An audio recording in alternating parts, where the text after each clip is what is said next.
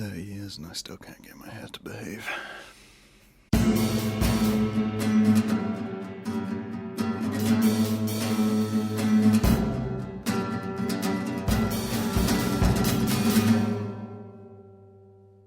What's up, kids? How are you today? I am doing well. I'm actually quite tired today, but we did it. We made it past episode 100. This is episode 101. So welcome to the Yelling at Concrete podcast once more. And I also, I'm a little tired, as I've mentioned. I've made it past 30. I say past 30. I became 30 today, the day I'm recording this podcast. So I can finally stop talking about it like it's a huge thing. I can stop discussing it with people and just accept that I'm in that period of time now where I'm that last decade of my life. Before I hit the next emotional climax, which is that. But obviously, for a range of reasons, 30 can be a huge barrier. I tried to treat it not as a barrier or a huge moment within my life. At the same time, I've done things round this birthday which I wouldn't have done for like a standard birthday. I wouldn't have done it for 28. I wouldn't have done it for 26. It's just kind of that rounding out. I just said it to a friend the other day. It's numbers with zeros and fives have power. Anything with a zero in it has power because it's this huge rounding number, and you kind of get used to that whole idea that, if it's going to be important, it's got to probably end in a zero. Big amounts of money comes in zeros, debt comes in zeros. So you kind of get this mindset for it, regardless of whether you want to or not. And one of the things which I did, and I recently posted about, was I decided to do a running program. And I recently completed said running program. I did the Couch to 5K, and I posted about it on Instagram. There's a little post on there. You can go read it if you like. But I wanted to get into discussing, one, why I did this, two, the whole plethora of what it was like doing said program, and three, just kind of make an apology. So let's roll into that. Why I did such a thing to myself, and why it was important to me, and also about the post. I don't know. I feel like I left more questions than answers on that post I made. So first off, we'll start with the post. So I made a post on Instagram, kind of highlighting the fact that I'd completed this. Not a lot of people knew I was doing this. I had a couple of close friends who knew that I was attempting this. And like many things I do in my life, I don't tell people about what I'm doing. I don't know why. Well, I kind of know why, but I don't really advertise what I do. I'm quite a private person. Projects and bits and bobs which I get along with, I just kind of do them. I just start them, progress them, and then I complete them. And then I don't really show off that I complete them either. I do a lot of things just for me. And this started as something just for me. This started as something which I wanted to prove to myself that I could do it. So I put up this post, and I am quite proud of it. I am quite proud that I was able to do this. But pride is something which I really struggle with. The whole idea of pride I associate with ego and confidence, and ego and confidence I associate kind of with bad personality traits as well. And that comes from way back when, and bullies and all these kinds of things. And there's a lot of stacking up, but I don't want to get too much into that this time. I'll get into that on a later podcast. But I was a little proud, so I've made this post just to kind of tell people about it and show off that I did it, because it was for me it's a huge thing. It might not seem like a huge thing. This is another thing. Like the Couch to 5K scheme, it takes 9 weeks. You get a little app provided by the NHS, and it's one of these things where it doesn't seem like a big thing. To a lot of people who are energetic or into sports, it's not. It's, you run for 30 minutes. That's the goal. The goal is to run for 30 minutes or 5K. Presume the distance / time equates. And yeah, that's not a huge thing. But for me, it is. It's a massive thing. I was a big kid. Like, a big kid. I didn't do exercise from year 9 in school because my knees just decided to go. They just decided to give up. They're still not fantastic. And it was just this huge thing for me. The whole idea of it is something which I've never been able to do. Run consistently for 30 minutes? No, that's not something my body is capable of. It's not something which I have adhered to. But I decided, because I like to punish myself, that I would attempt this because I was turning 30. I've wanted to do it for a very long time, but I realized that last few years, I made quite a few changes to my life and personality. But one of the things which I've always wanted to kind of get in hand is my health. Because I've had varying health levels, but right now I'm probably healthier than I have been ever. I don't eat huge amounts of crap, but I love food. I'm not a massively unhealthy weight. I'm fairly active. I'm very active now if you consider doing the Couch to 5K. And it's just one of those things which I kind of wanted to get hold of. Get a little bit of perspective of it in my life as well. And kind of prove to myself what I was capable of. This was another thing. Like, when you think about doing one of these programs, you don't really know whether you're able to do it. I've tried running before. I've tried programs like this before. And it's always been one of those things where I've hit a barrier, or hit a wall, or I've skipped a couple of days, and then I've just not got back into it. Which that's a common thing. That's a standard thing for the people who attempt things like this. You get out of the path. It's like diets. You can be on a diet, everything's going fantastic, and then you have one cheat day, and then you stop. You just fail to pick that up again. So for me, this was a huge thing, and it still is a huge thing. The idea of running 30 minutes still I find kind of terrifying. This last week, you have to run 30 minutes in 3 times in 1 week, and every single time I was standing there going, it's going to be hell. This is not going to be fun. And I'll be honest, it was not fun. Which brings me through the process of Couch to 5K. So the way Couch to 5K works is that you get the app, and it basically teaches you initially by running in increments. So you run for a minute, and you walk for a minute. You run for a minute, you walk for a minute. And then the next week, you run for 2 minutes, and then you walk for 3 minutes. And then it does that on and on and on until eventually you hit a week where it's run for 10 minutes, walk for 5 minutes, and then run for 10 minutes.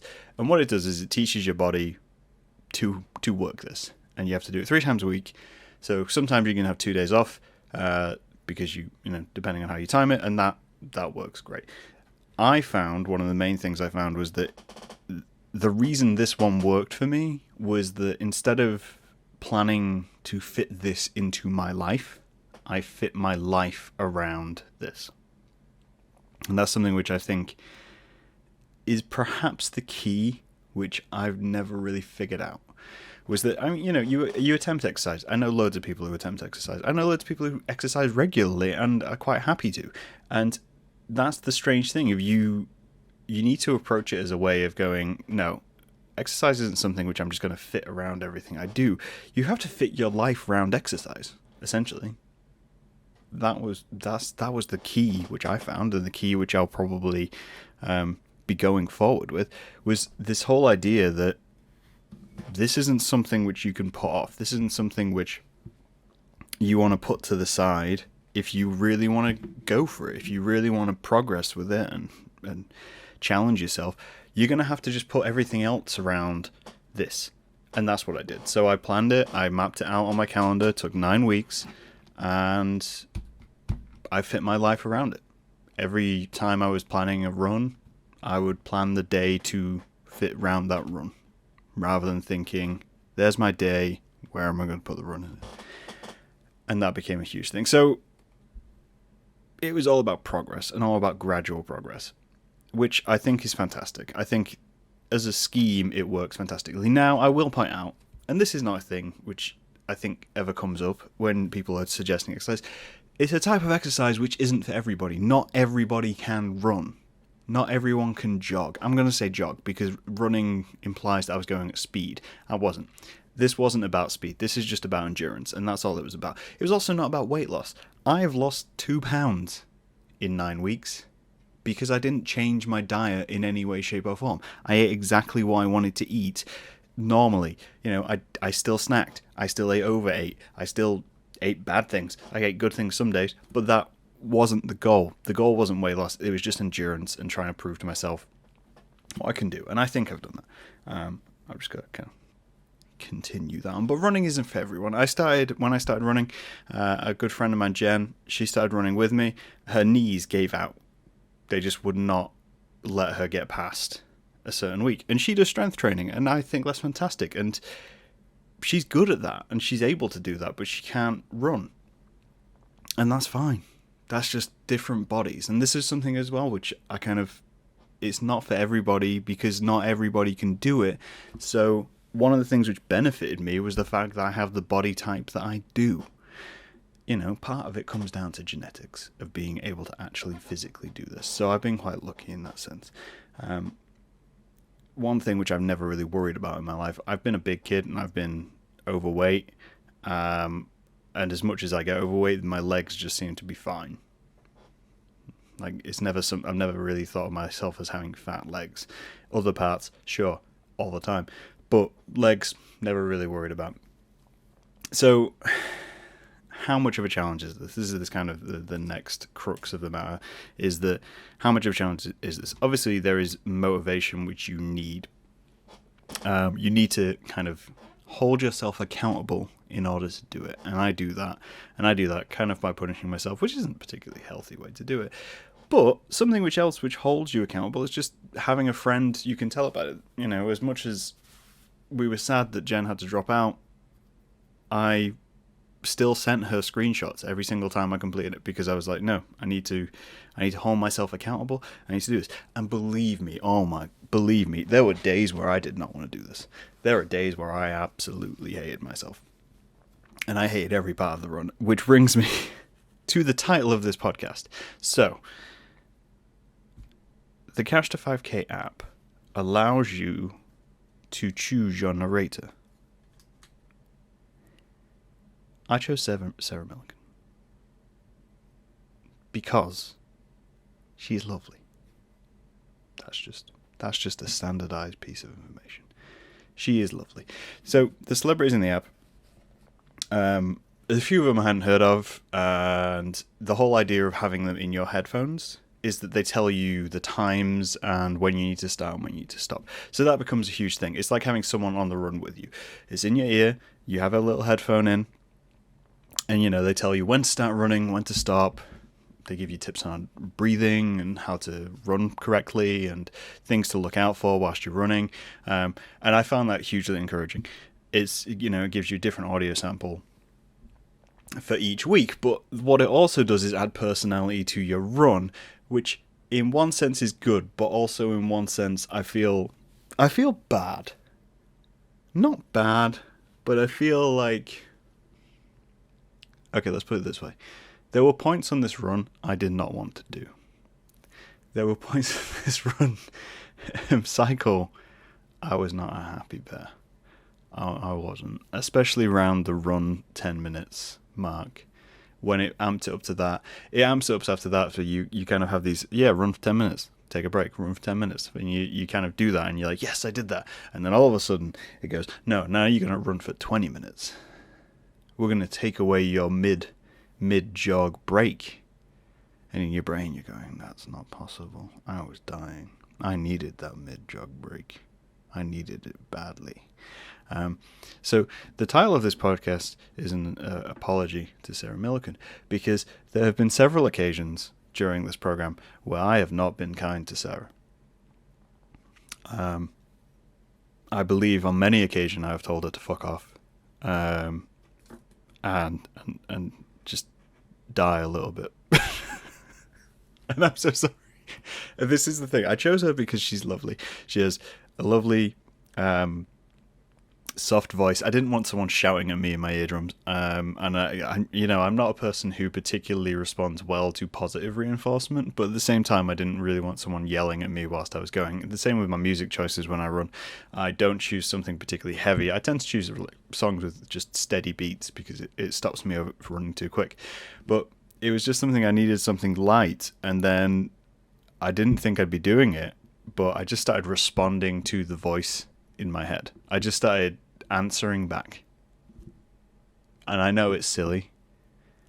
But yeah, most of the time I was fairly unhappy. It gives you a little thing where it asks you how you're feeling today, pre-run and post-run, and never really did I get past the frowny face, because exercise is hard, and I find it hard, and it's been a huge thing for me to actually attempt.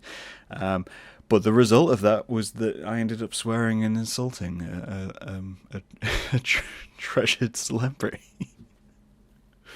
But it just seems so silly. I mean, I didn't run particularly on a treadmill.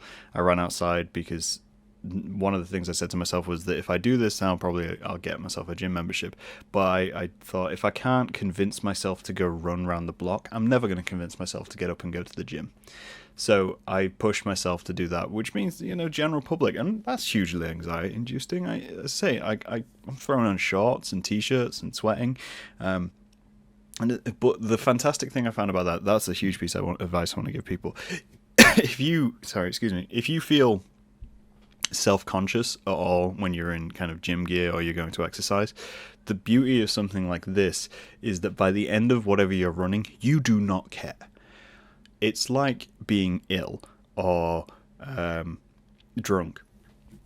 You get to a point of kind of tired and exhaustion where you're just convincing yourself to keep going, and people could say anything. So you could walk past someone laughing, you could walk past someone shouting something, and you do not care because you have bigger problems at that point in time.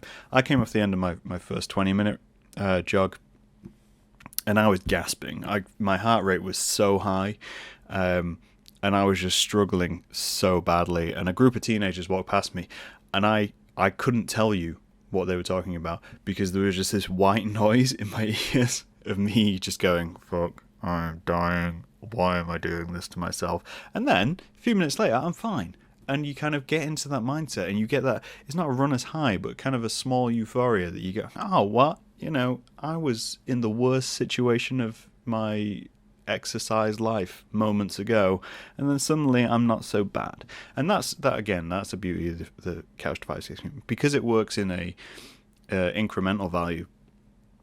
Each time you don't feel like you're unable to keep walking afterwards. You don't feel like you've damaged your body, and that I feel like is a major mistake when a lot of people start exercising, is that you do too much too soon and you hurt yourself, and then you go, oh no, I'm out for a couple of days. That was a terrifying thing to me. The previous running experiences I've had, I've always developed shin splints within the first couple of weeks, and so I was so careful within those first few weeks that I was gonna keep my legs in good condition, and my ankle started hurting, so I started wearing an ankle brace. Basically, there was so many learning curves of trying to figure out how I could actually do this, and so many times where I've made mistakes and made runs worse for myself, eating too soon to going close to running, not eating at all, going close to running, not allowing myself a proper warm-up. All these things came into play, and all these different situations, because it was spread over 9 weeks. I'm not going to be in the same condition, same emotional state over 9 weeks that I am on like a good run day. So again, you kind of fitting your life around this little aspect, which you kind of consolidating into your life. And that's what I've tried to do. That's what I wanted to do. That it was all about proving to myself that I could run for 30 minutes before I was 30, which I did. I completed it the day before I turned 30. And as well, just kind of formulating a way that I can keep this going, because I'm very aware that now that I'm done with it, I still have to do this. This is just something which I'm going to have to continue now if I want to keep my health levels up and my fitness levels. So that's something which I've had to formulate into how I'm progressing within life. It's still in my app. I've still got it on the calendar. And I think it's one of those things which I just want to keep going. I'm not aiming for 10K. I'm not aiming for marathons or anything like that. I'm aiming to be happy with myself. It's all about that endurance and wanting to be able to do things which I didn't before. And I have seen benefits. As I say, I've not lost much weight. That was, in a way, that was expected from me, because I wasn't doing it for weight gain. But I've seen benefits. I've probably been more active than usual on days where I'm not running, surprisingly, I've had less hangovers. I've recovered quicker from hangovers. I went running the day after I'd been drinking, on a heavy night drinking, and I was okay. I wasn't fantastic, but I was okay. And that's something I could never have dreamed of doing, 2 months ago. I've seen kind of change to my energy levels at home, when I'm walking around, going up and down stairs. There's all these little benefits which have encouraged me to keep going. So this is why I did it. This was why I kind of got into it. And this is what it's like. It is tough. You will get through halfway, a quarter way in. You might even start off and you might think this is too much. But it's worth keeping going. Just to see if you can. Just to see if you can kind of consistently keep it going. I had to keep it going whilst I was on holiday. I went to Canada and I had to keep running. So I worked my holiday in so I'd have a treadmill available in the hotels I stayed at. And that's, again, it wasn't so much my life and doing this. It was figuring out how I could fit doing this in as my life and then my life around it. And that's a very important factor. But apologies for Sarah Millican, because I've been rude to you. And I think it's a very important scheme. And I think it really helps as someone who's just completed it. And we'll talk about why I'm not proud of it, or why I can't be proud of it next time. Thank you for listening. I really hope that you maybe find this encouraging. Maybe try it. If you do try it, let me know how it goes. And if you need someone to hold you accountable, I will be that person, because that helps as well. And then tomorrow I gotta go for another run, because this is my life now. But thank you for listening. I'll talk to you guys later. Bye.